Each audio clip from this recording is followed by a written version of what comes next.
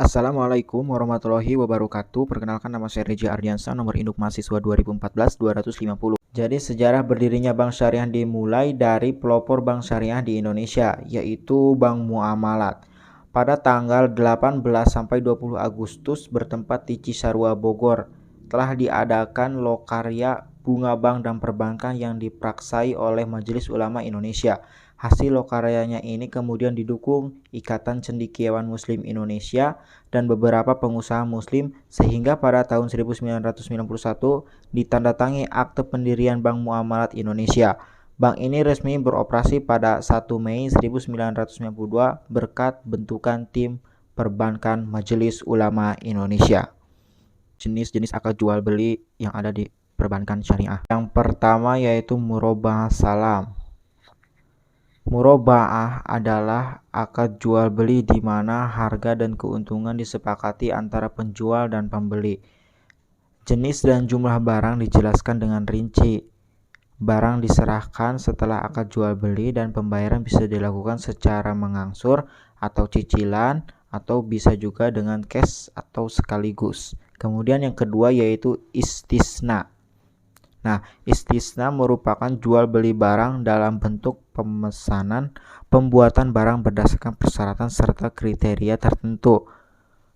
Sedangkan pola pembayaran dapat dilakukan sesuai dengan kesepakatan, yaitu dapat dilakukan di depan sebelum barang diproduksi atau setelah barang itu jadi. Tahapan pembentukan BMT.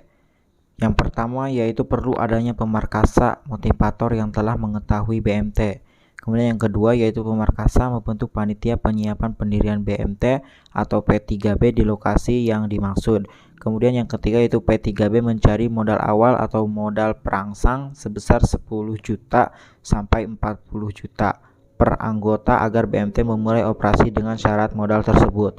Kemudian yang keempat yaitu P3B bisa juga mencari modal-modal pendirian simpanan pokok khusus semacam saham.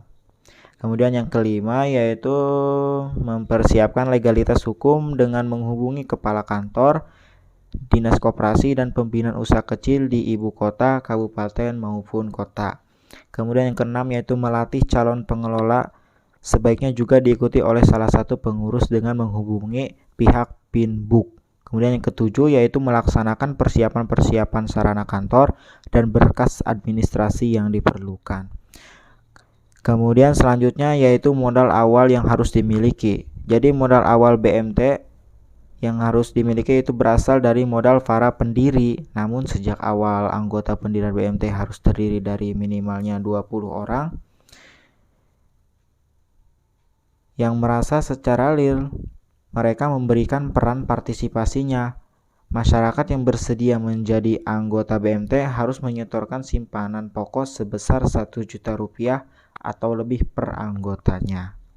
Prinsip-prinsip asuransi syariah.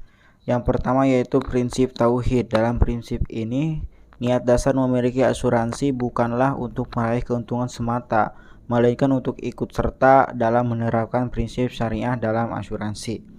Kemudian yang kedua yaitu prinsip keadilan, di mana nasabah dan pihak perusahaan asuransi bersikap adil satu sama lain.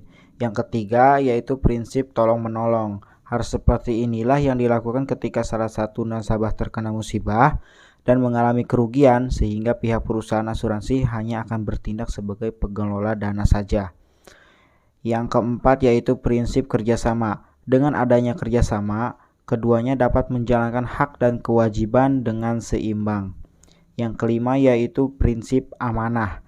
Dalam hal ini, nasabah untuk bersikap jujur dan tidak mengada-ngada ketika mengajukan suatu klaim. Yang keenam yaitu prinsip menghindari riba.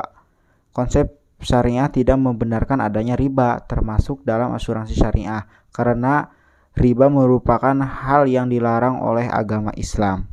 Kemudian yang ketujuh, prinsip menjauhi praktik suap menyuap. Pada dasarnya suap menyuap adalah kegiatan yang akan menguntungkan satu belah pihak saja, sedangkan pihak satunya dirugikan. Itulah mengapa hal ini dilarang dalam asuransi syariah. Mungkin cukup sekian dari saya, kurang lebihnya mohon maaf. Wassalamualaikum warahmatullahi wabarakatuh.